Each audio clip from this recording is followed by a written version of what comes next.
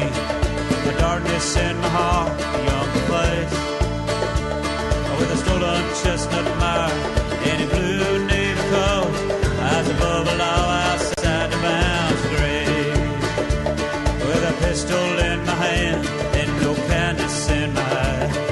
I wore these as a badge, high fashion.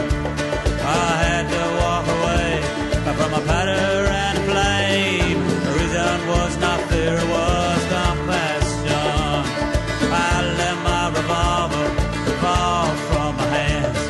I put on no coat of a pilgrim, and now there's more to me than between my hat and boots and the treasures on no one and still them.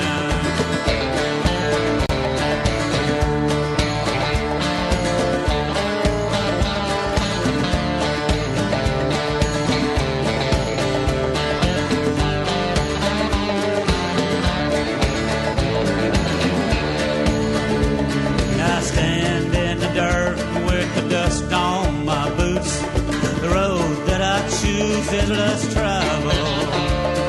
The flag that I follow is full of holes that torn. Our secret that can never be unraveled. And I have met a woman who is in my breath and bones. She's at ease beneath the calico leather. And she prays to a God who does not hurt or hate. She wears earrings of crystals and feathers.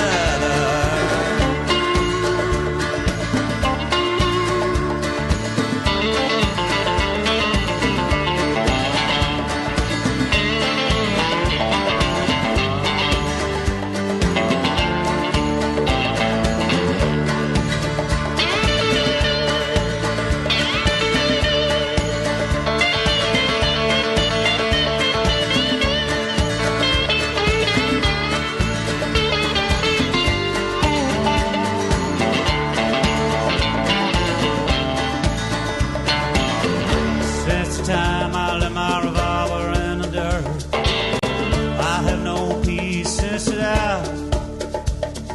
Now I see my life passing before my eyes as a petal falls from a flower. Ah, but there's dangerous spurts, lars in the hills, cold dark wings is in the air. Some have been lost through the shadows within the light. Some are beyond reach of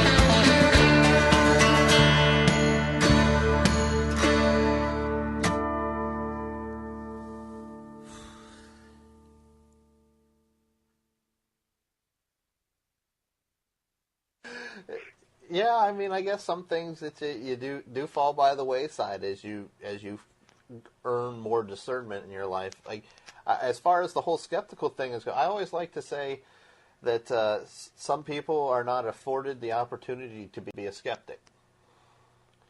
Right. Like, I feel like had I not lived the life that I had and had the experiences that I had, I would not give very much credence to the whole realm of the paranormal.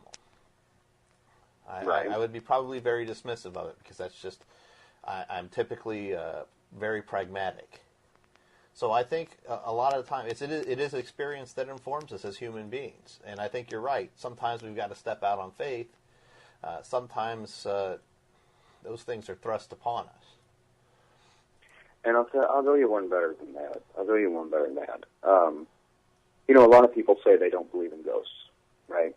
Yeah. Now, statistically speaking, in the United States alone, 60% of America actually does believe that ghosts are real. So the majority of people do believe in them. However, the people that don't believe in them, the people that say ghosts are not real, think about this. During the daytime, it's easy to say ghosts aren't real. But you put those people in a dark, creepy house, and then they start hearing footsteps walking across the carpet toward them, they're going to scream and be the first ones out of the room. Why? If they honestly don't believe it's real, what's there to be afraid of? But they are afraid. So that means that on some level they do believe. They just don't understand. And they don't want to understand. Because it doesn't fit in with what we call normal. So that's my theory on that. Yeah. And I think that's pretty sound. I mean, I think when you look at it, people sometimes just have all kinds of reasons to be skeptical, and like you said, it just maybe doesn't fit into their worldview, and so when they're confronted with it, it's frightening because it confronts their worldview, and it could change pretty much their whole belief structure. So that can be traumatic. Sure. That's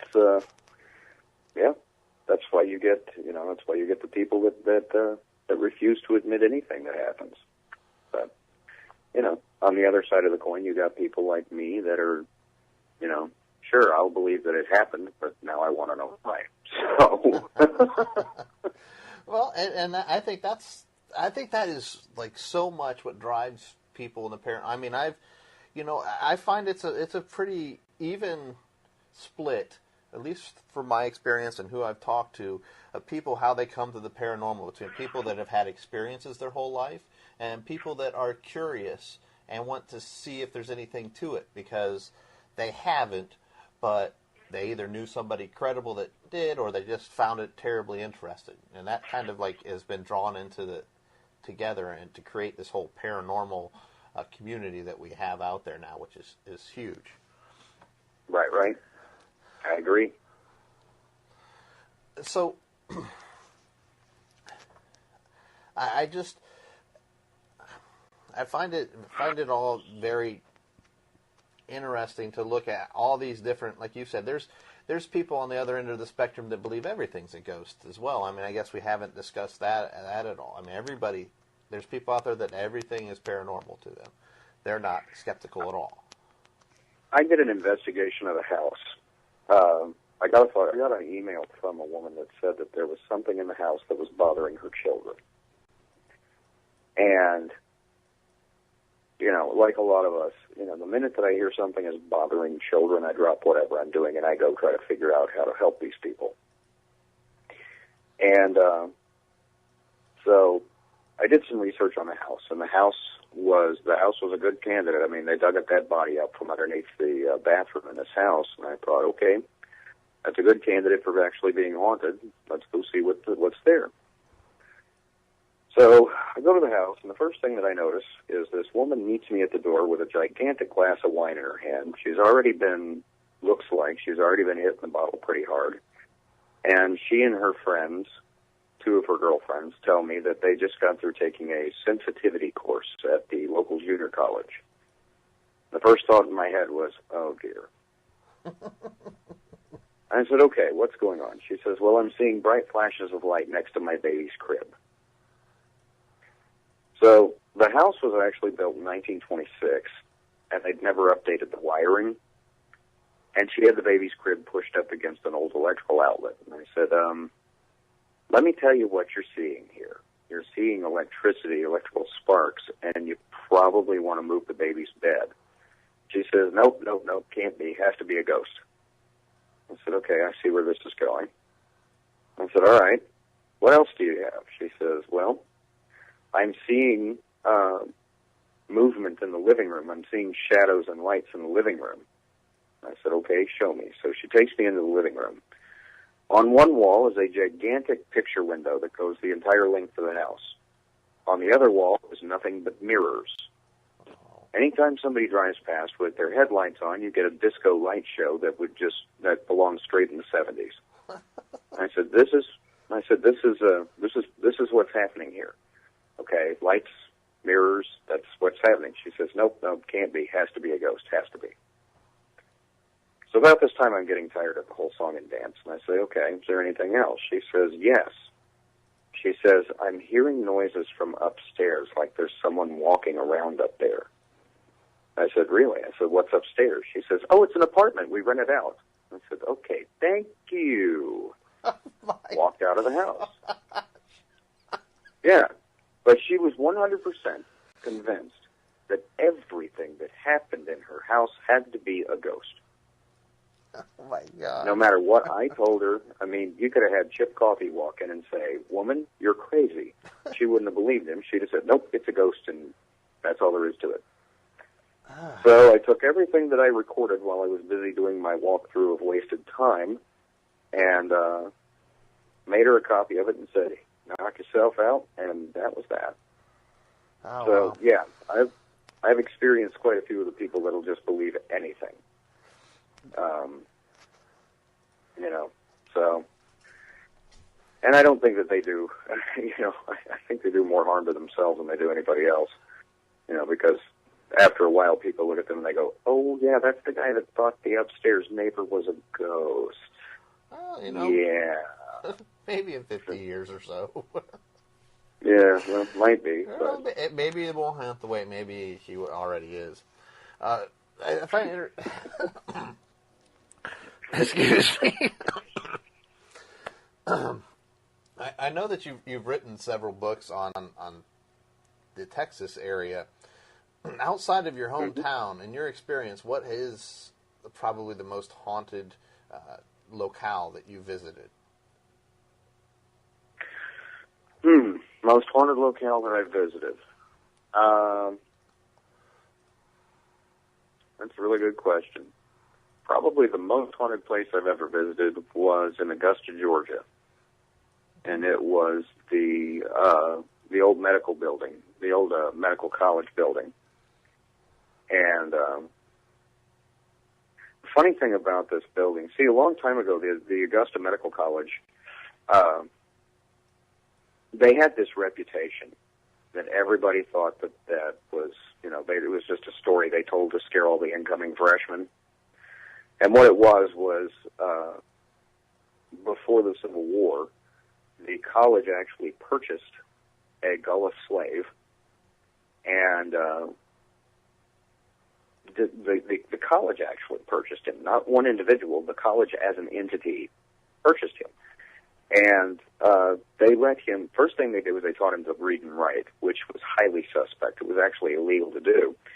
And then they started letting him sit in on, like, anatomy classes and that kind of thing. And everybody was thinking, why would you do that? Well, turns out the reason was they were running short of a very specific type of learning aid.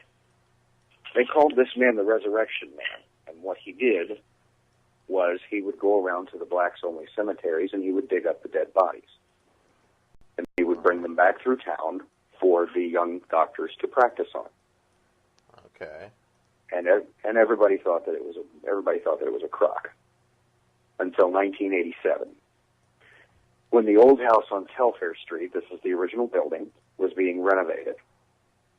Now, while it was being renovated, one of the construction workers was pulling up the old floor and he found a trap door. And when he pulled the trap door up, he found a hidden room. And inside the room, there were bones from over 800 bodies. There were also 2 large barrels that were filled with something. They think it was molasses, but I'm not really sure, that had a couple of perfectly preserved bodies in them. And it was about that time that when this grisly find happened, that the the current administration of the Augusta Medical College finally stepped up and